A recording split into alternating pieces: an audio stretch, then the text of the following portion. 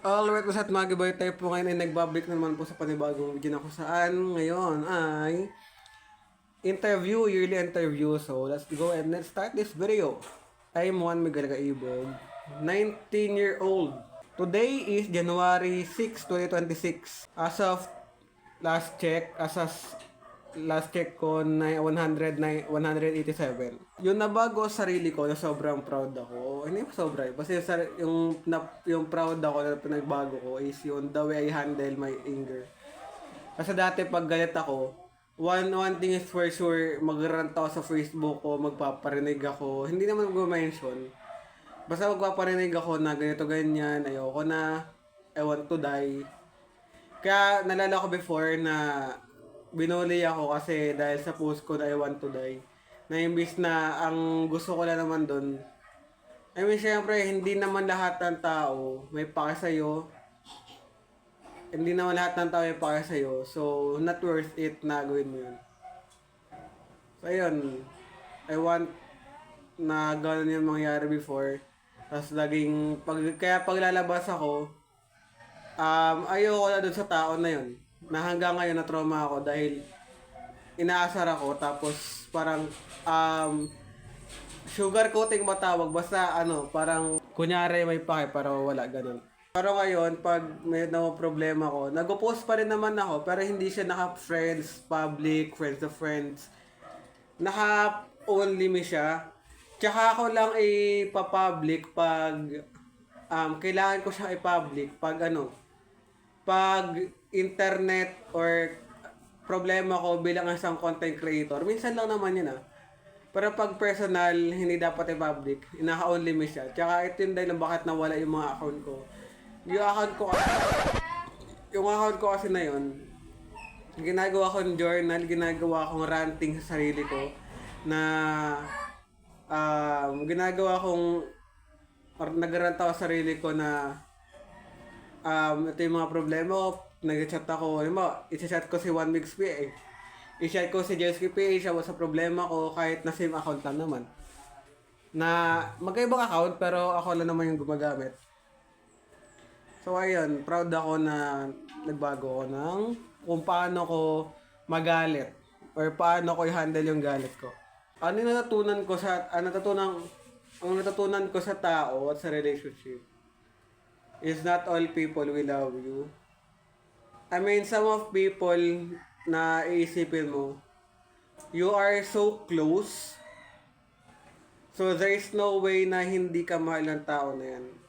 It might be true na you're so close to the point na nahihiya sa kanya, na walang hiya ka, to the point na walang hiya na kayong pareha sa isa't isa. You are very,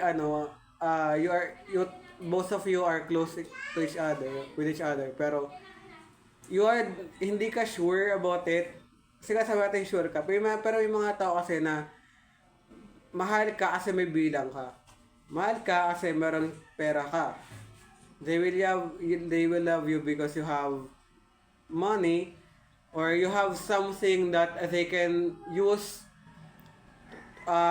to satisfy their own pleasures, like boba tea, gnarly, Tesla, gnarly, French.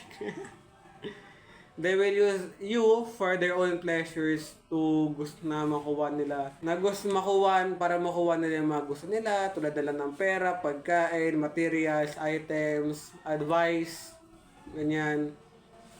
Pero pag ikaw naman yung namumroblema sa financially, emotionally, or kung ano man yung problema mo at kailangan mo na sila, maglalako na lang sila, tapos tsaka sila magbabalik sa'yo pag meron silang makukuha ulit sa'yo. So, ano yung natutunan mo sa tao?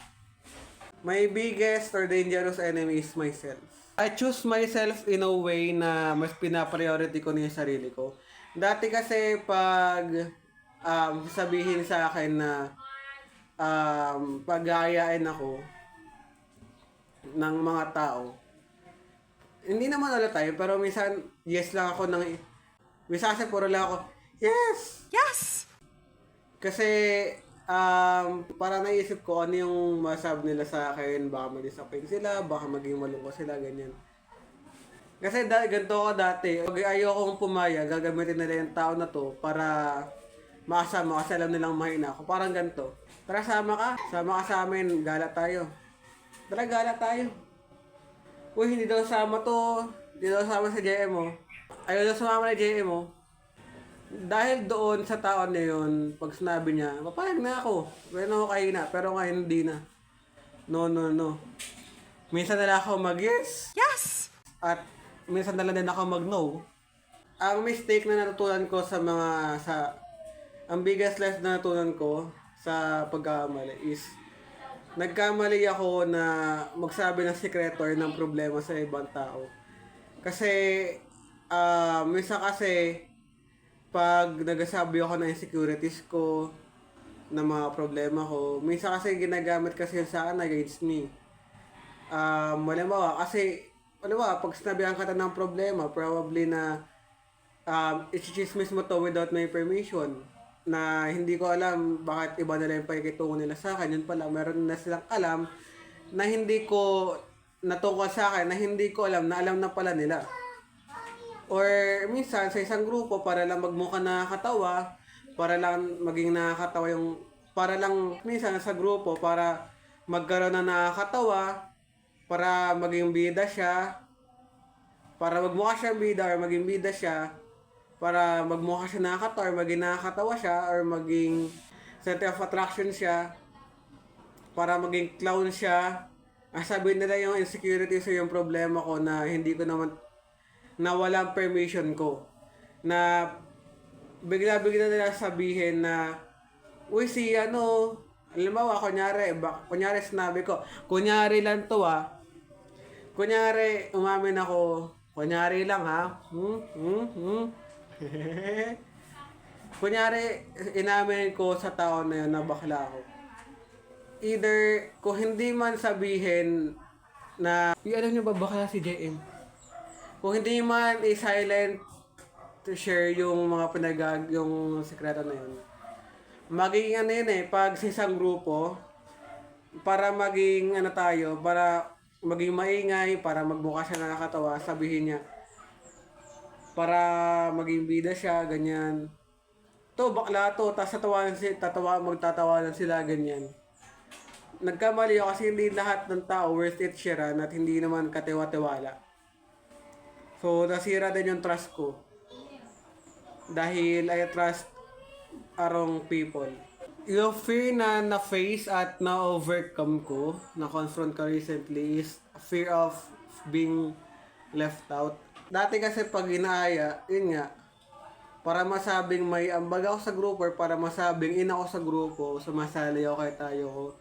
Pag inaaya ko, tulad na lang ng pag-basketball. Ayoko ng basketball, hindi ko sports ang basketball, mahina ako mag-basketball. May trauma na ako sa pag-basketball. Kaya din ako nag-basketball kasi meron akong trauma doon. Pero para masabing maging masaya, para masabing in ako, para masabing pasok ako sa grupo at para hindi ako ma-left out, para maging part din ako ng grupo, para magkaroon din ako ng ambag sa mga pag-uusapan na, uy, alam nyo ba, naging masaya. Diba, alimbawa, bigla nagkaroon ng pag-uusap patungkol sa experience na yon. Parang doon, syempre, ang lungkot na left out ka, di ba? Lalo na pag pinag-uusapan yung nag-ex. Diba, pumunta kami ng Benefied concert. Yung circle of friends mo nakapunta ng Benefied concert, pero ikaw, dahil ayaw mo or wala kang pera, na-left out ka.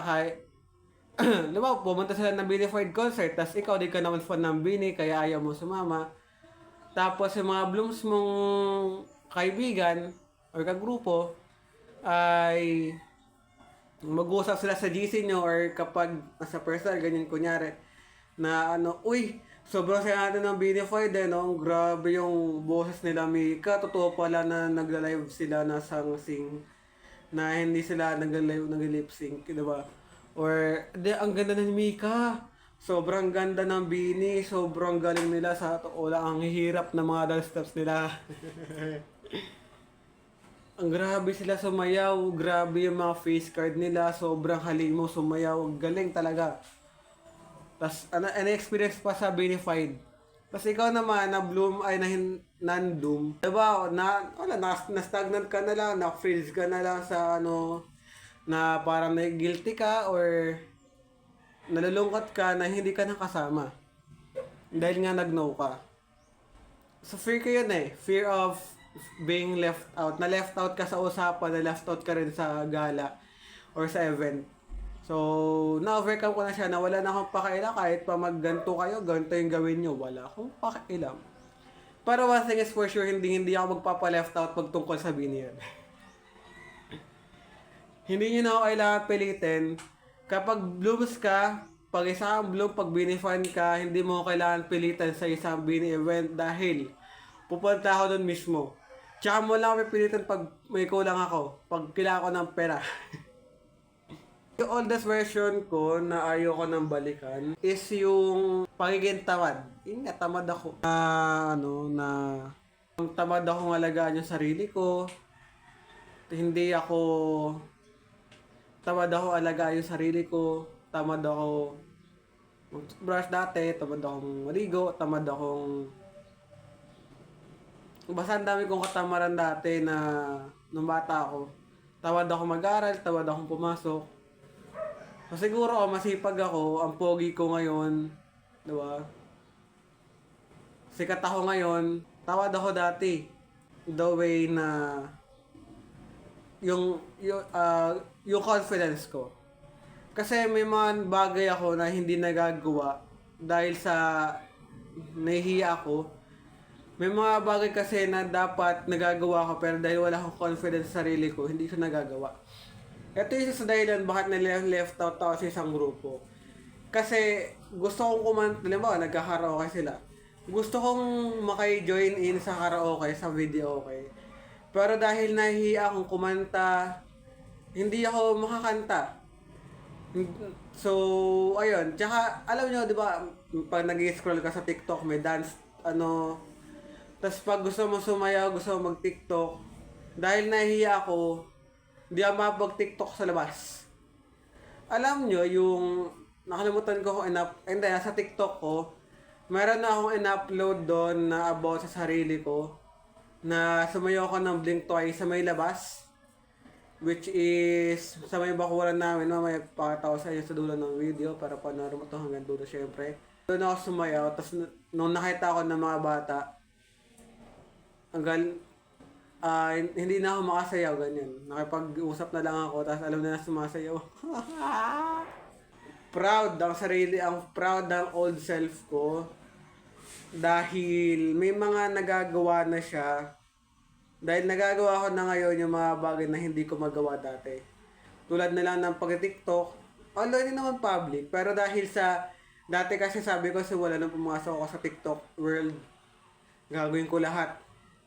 Kung magagawa ko ng content pero hindi ako sasayaw, hindi ako kakanta. Ngayon madala ako kumanta pero madalas akong sumayaw. Kasi syempre public yun eh, yung TikTok, kaya kapag sikat ka, may kita nila na sumasayaw ka ganyan. Or kung naman. Proud ako dahil nakapag-move on ako. Nagpapatuloy pa rin ako dito sa YouTube or sa paggawa ng content kahit na halos walang growth, ganun. I'm handling stressful situation through dancing and singing. Through music, ganun. Kaya, share ko lang ipopost ko sa TikTok yung magiging sayaw ko.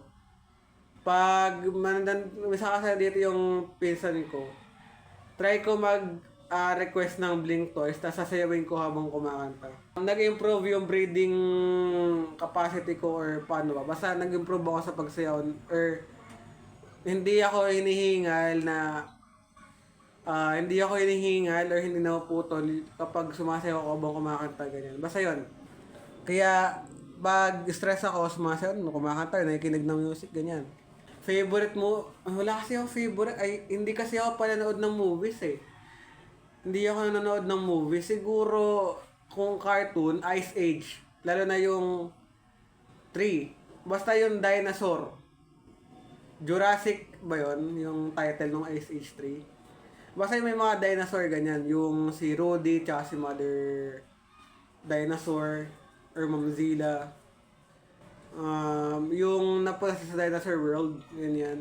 Kung ano man, Tagalog, actually wala talaga eh. Para siguro ano na lang, girl, boy, bakla, tomboy, tsaka the parental, girl, boy, bakla, tomboy, the parental guidance, tsaka the more the merrier. Basta yung collab ng Vice and. Siguro isa rin yung Train to Busan, tsaka Final Destination 5, yung sa may bridge. Yung 6 hindi ko pa napapanood. Comment nyo ako sa na pwede manood ng 6. Napanood ko na lahat ng Final Destination, 6 na lang hindi pa eh. Nakakatawa title yun eh. Basta The Bloodlines ba yan? Favorite drink ko, dalawa. Coke or Sprite. Pero mas gusto ko Sprite, gusto ko rin naman yung Coke. Basta Sproke. Ano yan, magkasama Sprite tsaka Coke. Sproke. Favorite game ko ay Minecraft. At ML, at Wild Rift. I-define ko yung sarili ko as nonchalant, mysterious, and silent guy. Silent. Kasi, hindi. Nonchalant, mysterious guy. Yan. Kasi, lalaki ako eh. O, nonchalant, mysterious boy. O, guy. Okay na yun. Lalaki ako, hindi ako bading, hindi ako bakla, hindi ako bisexual. Favorite video ko ay yung unang The Baby in Yellow, tsaka yung last na The Baby in Yellow. Ayun yung favorite video ko.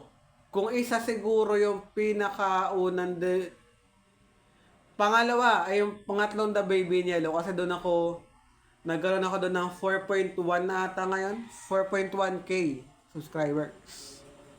Ay, subscribers. 4.1k views.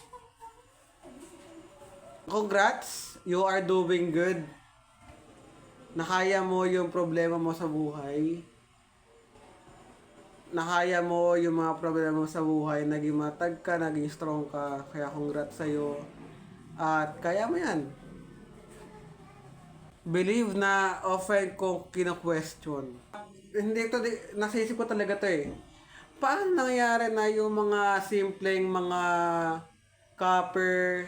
Sorry ka mag-voice over ako. Usapang technology yan eh. Sabi doon belief. Eh di nang paniniwala yan eh. Ang question ko na bakit may mga naniniwala pa rin na flat yung mundo kahit na marami namang patunay sa social media na it tells that our world is circle or sphere or bilog. Basta yun. Yung pinaniniwalaan ng past self ko is friendship. Hindi na ako naniniwala sa friendship ngayon. I don't believe in best friendship or friendship. Hindi na ako naniniwala sa ganyan. Okay, so the reason why I don't believe in best friendship or in friendship because I don't feel like the concept of friendship. Like, I don't see, hindi ako gaano into opening up to everyone or to someone na close ko. But I don't feel the concept of what is the meaning of friendship. And yeah, I don't feel it. And all of my best friends leave me or left me. Ano man tawang term doon. All of my best friends from back then up until now, they all left me or leave me. I don't know what's the reason behind it, but yeah. That's why I don't believe in friendship, in best friendship, and in friendship. Na-trauma na ako sa tao. I have trauma. And if you're gonna ask me if may babalik pa ba yung paniniwala ko sa best friendship or sa friendship, I don't know. And hindi pa sobrang hirap. Siguro sobrang hirap na nun for me to believe in it. And those people na gustong maniwala ulit ako sa friendship will make so much effort. Basta talagang todo effort sila sa mga gagawin nila para lang mapaniwala ako. Kasi nga, di na ako nawala dun eh. Pero, ayun, tingnan natin. Baka sa tagal din ng panahon, baka maniwala na rin ako.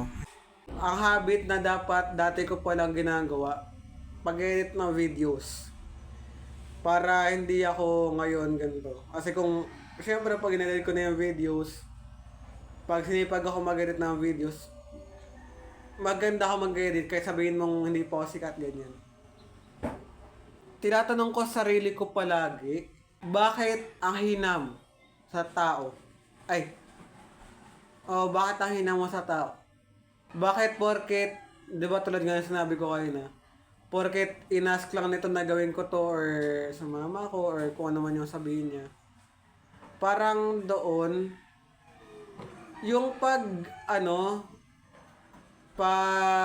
alimbawa nagsama kami, tapos nag-reconcile kami, tapos nag-bonding kami, yung parang kahit, may mga tao kasi na may mga tao kasi na pag alam mo, nagkaroon ng conflict between us, may mga hindi na ako same ng pagtrato sa kanila. Alam mo ba, pag ikaw, sinaktan mo ako, pag gusto mo makipagbati sa akin, hindi ko na kita tatratuhin na parang dati.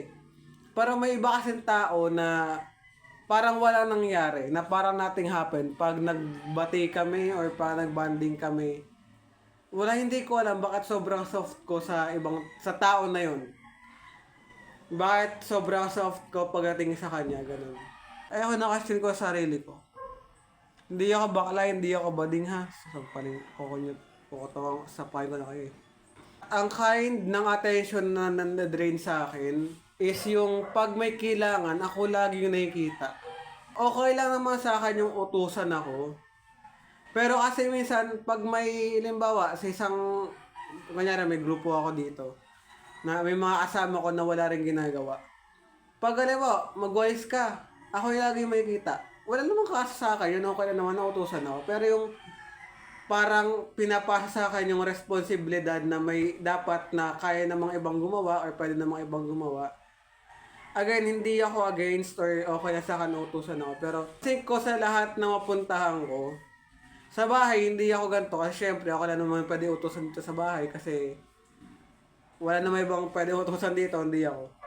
Pero sa ibang lugar, ayun, kasi ko lagi na pag may kailangan gawin, ako lagi yung nasabihan.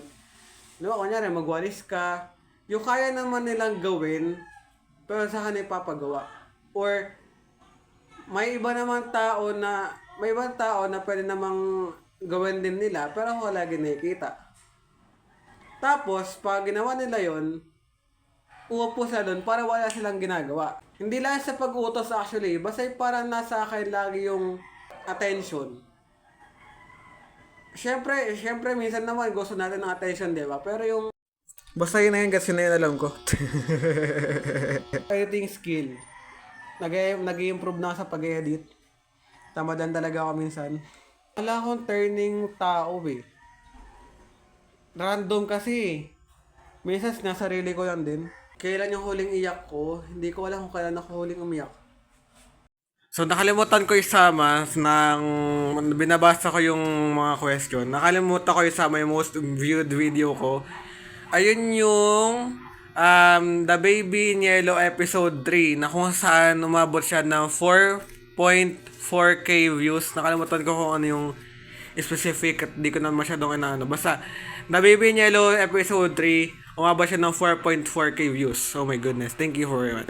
Ang number one question ko kay Lord is why life is so unfair when it comes to me. I mean, kasi ganito, kasi ko na parang okay lang pag sila yung nag-joke. Pero pag ako yung nag-joke, para ang sama. Halimbawa, ganito. Nag-joke ako na... Kunyari, nag-joke ako na mag-cheat na lang sa exam. Pag ako yung nag-joke nun, eto hindi lang to sa school. Parang, pansin ko to, basta sa every, pag sila, o kaya sa kanila yun, dadagdagan pa nila yung joke nila. Kahit same joke lang or kung ano naman yun. Basta, pag ako yung nag-joke, ang sama, seryoso. Pero pag sila yung nag-joke, joke time. Nakakatawa. Sa every na pupuntahan ko, every surroundings ko, every mga tao sa paligid ko, pag ako yung nag-joke, parang masama, parang ang pangit niya, ang masama yun, pag ako yung nag-joke, masama yung dating, ang pangit. Pero pag sila, dudugtungan pa nila yan, ganyan.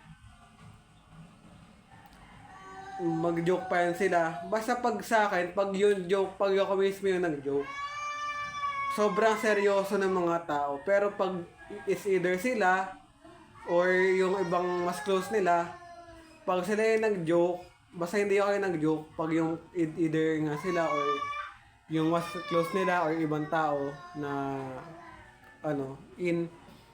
pag sila yung nag-joke, okay lang, nakakatawa, nadagdagan pa nga.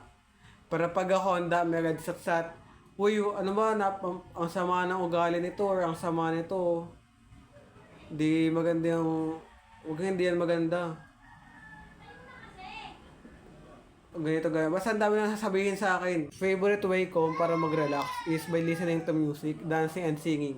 Favorite type of music, rock. Gusto ko yung mga rock talaga, as in, promise. I love rock.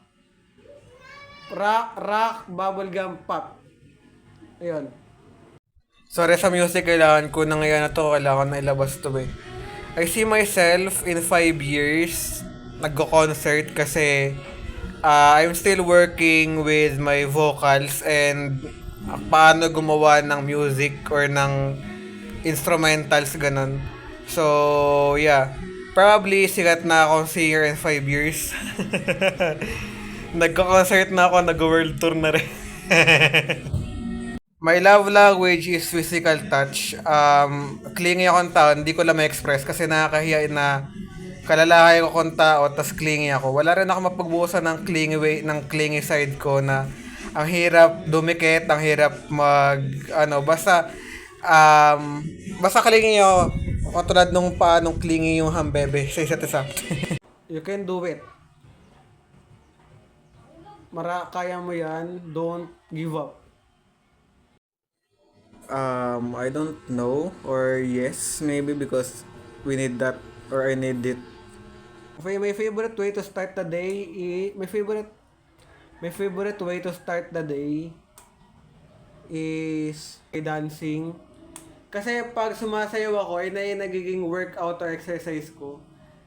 At actually, hindi lang ako sumasayaw sa umaga, minsan random time. Pero sumasayaw sa umaga kasi na yung exercise ko, ganyan. Favorite food ko, sinigang.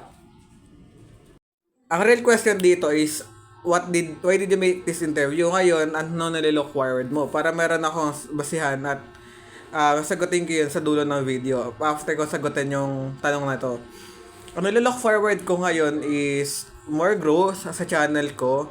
Magkaroon ako ng another device para makapag-edit ako, makapag-facecam at the same time, makapaglaro ako ng mas maayos. So, ayun nilalook forward ko, growth, financial kine-kineme, and syempre mag-aaral na nga pala ako, sin lang.